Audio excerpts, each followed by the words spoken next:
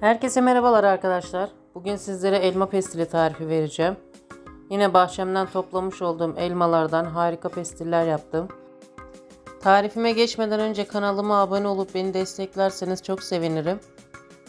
Video ile ilgili merak ettiğiniz her türlü soru, görüş ve önerilerinizi bana yine yorumlar kısmından iletebilirsiniz. Ve malzeme listesine de yine açıklamalar bölümünde paylaşacağım. Oradan ulaşabilirsiniz. Dilerseniz şimdi pestili nasıl yapmışım onun tarifine geçelim. Elmaları bol suda güzelce yıkayalım. Ben bahçeden toplamış olduğum yeşil elmalarla yaptım. Siz dilerseniz kırmızı elmalarla da yapabilirsiniz. Benimkiler ekşi elma. Biraz mayhoş bir pestil olacak. Tüm elmalarımı yıkadım. Şimdi bunların çekirdeklerini ayıklayacağız. Öyle dilimler halinde iri iri, çok fark etmiyor, kabuklarıyla birlikte doğrayacağız. Sadece çekirdeklerini alacağız içerisinden.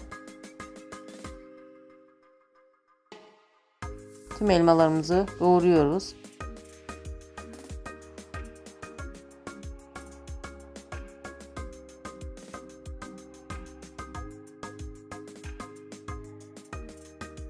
Ben aynı elmalardan elma sirkesi de yapmıştım. Onun da videosunu paylaşmıştım arkadaşlar. Elma sirkesinin yapımını da izleyebilirsiniz.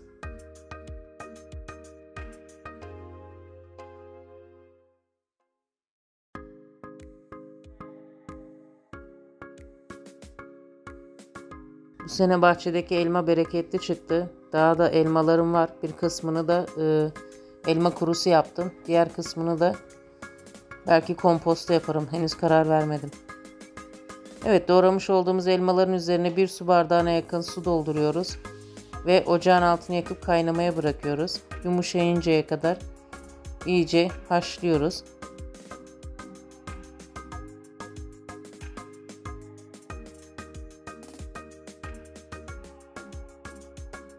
Bu şekilde elmalar iyice kaynadılar. Üzerine 1 tatlı kaşığı kadar tarçın ilavesi yapıyorum.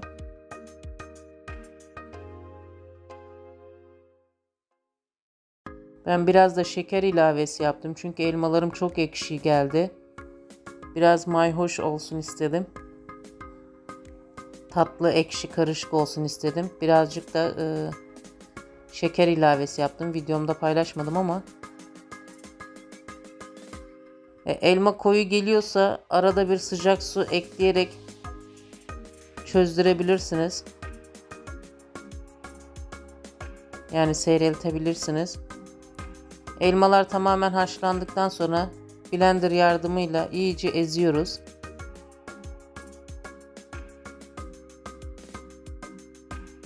Ben tamamını ezdikten sonra bir de kevgirden geçireceğim, süzgeçten.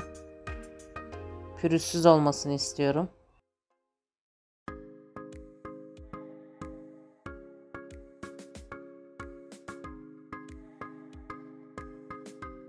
Elma pestilini siz de mutlaka yapın, deneyin arkadaşlar. Çayın, kahvenin yanında harika oluyor. Yani çerez gibi bol bol tüketebilirsiniz.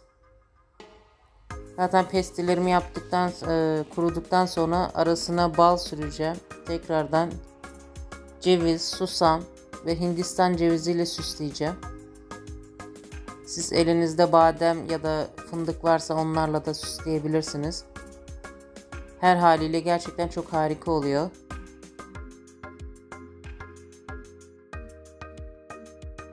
Blender'dan geçirmiş olduğum elmalarımı şimdi de bir elekten geçireceğim, süzgeçte.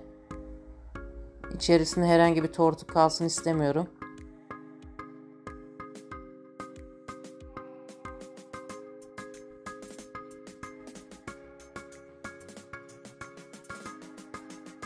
Siz tarçın sevmiyorsanız tarçın eklemeyebilirsiniz. Ben tarçın renk vermesi için koymuştum.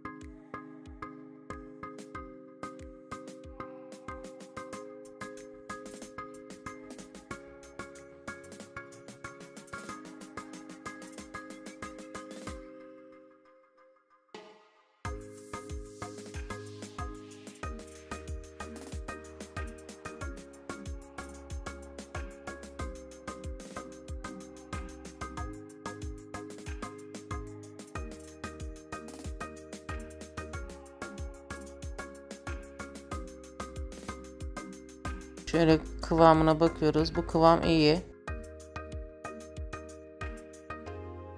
Şöyle geniş bir tepsinin altını birazcık ıslıyoruz.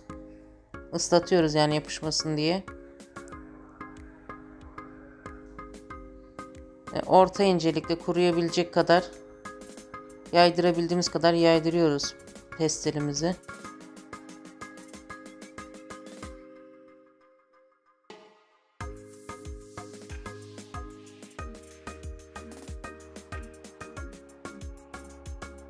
Yani tepsiyi birkaç kez sağa sola çevirerek ya da alttan vurarak da iyice pestilin oturmasını sağlayabilirsiniz.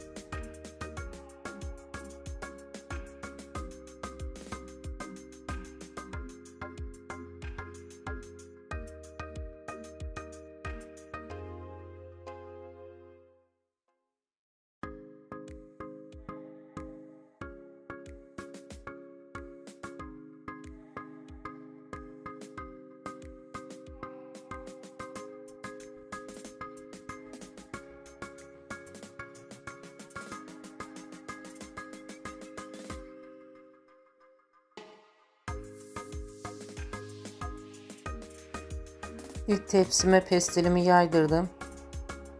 Şimdi üzerine biraz Hindistan cevizi serpeceğim.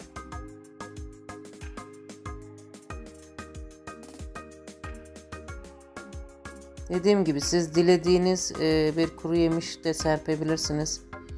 Susam olur, ceviz olur, fındık olur, badem içi olur. Hiç fark etmez. Dilerseniz yağlı kağıt serip o şekilde de tepsiye dizebilirsiniz. Böyle daha kolay oluyor çıkartması. Benim elimde fazla yağlı kağıdım yoktu. O yüzden 1-2 tepsiye yağlı kağıt serebildim. Yine aynı şekilde iyice düzlüyoruz pestilimizi. Bunun üzerine de susam serpiyorum.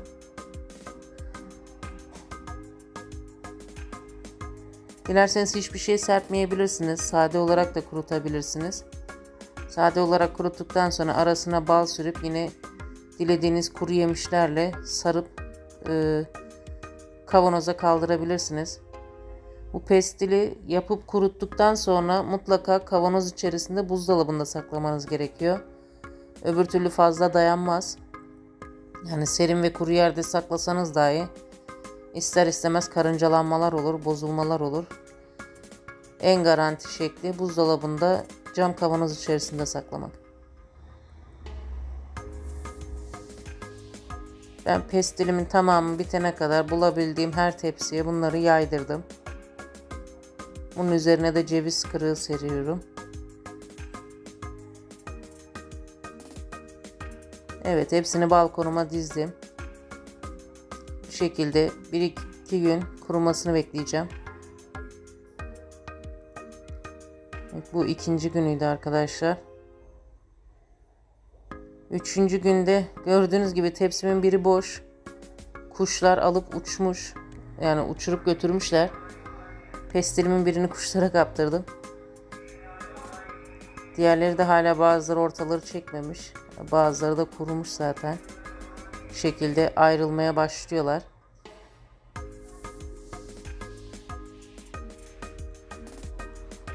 Tüm pestillerimi ben kuruttum. Şimdi iç malzemesini hazırlamaya geldi. Sarma aşamasına geldi. Bu şekilde isterseniz yağlı kağıdı tek seferde çıkartabilirsiniz ya da böyle makas yardımıyla şeritler halinde kestikten sonra da çıkartabilirsiniz. Şerit halinde kesip çıkartmanız daha pratik oluyor.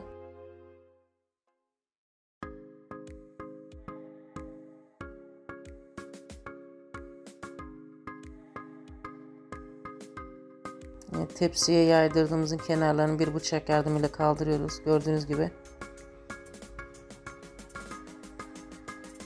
Bunu da şeritler halinde kesiyoruz. Yani ne çok kalın ne çok ince yapın. Pestil zaten sarmasını yapacağımız için fazla kalın yaparsanız biraz çiğnemekte zorlanırsınız. O yüzden yapabildiğimiz kadar ince seriyoruz tepsilere. Çünkü rulo halinde sardığımızda yenilebilir kıvamda olması gerekiyor, incelikte olması gerekiyor.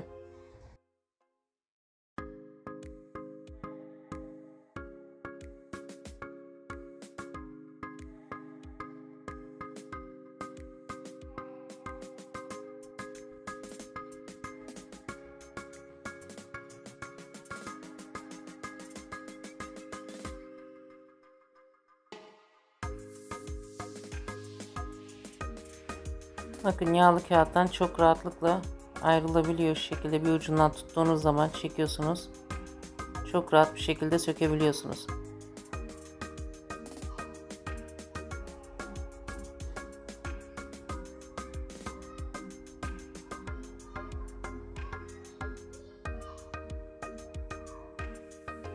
Yani bunu balla tatlandırmadan da bu şekilde de tüketebilirsiniz. Ben balla tatlandırıp rulo halinde saracağım. Siz direkt de tüketebilirsiniz.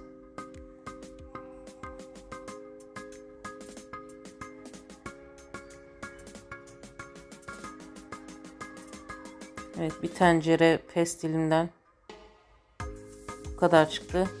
Şimdi aralarına bal sürüyorum.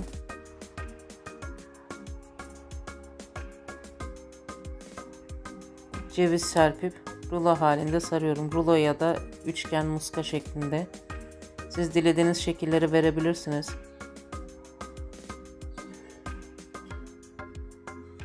Yani zarf şeklinde yapabilirsiniz. Ya da başka şekiller varsa aklınızda.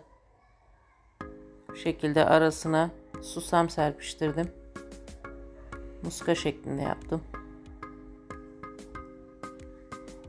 Tüm pestillerimi bu şekilde hepsini sarıyorum. İçerisine istediğiniz malzemeden koyabilirsiniz. Ben tekrar edeyim, yine ceviz, susam ve Hindistan cevizi tercih ettim.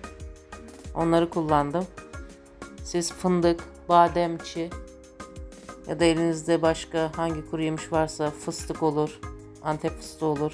Onlardan da sarabilirsiniz. Kuru meyve de sarabilirsiniz. Öyle de yapanlar var. Evet, tamamını sardım arkadaşlar. Bu şekildeydi. Umarım videomu beğenmişsinizdir. Videomu beğendiyseniz beğen tuşuna basmayı ve hala kanalıma abone değilseniz abone olmanızı rica ediyorum. Bir başka videolarda görüşmek üzere. Hoşça kalın, sevgiyle kalın.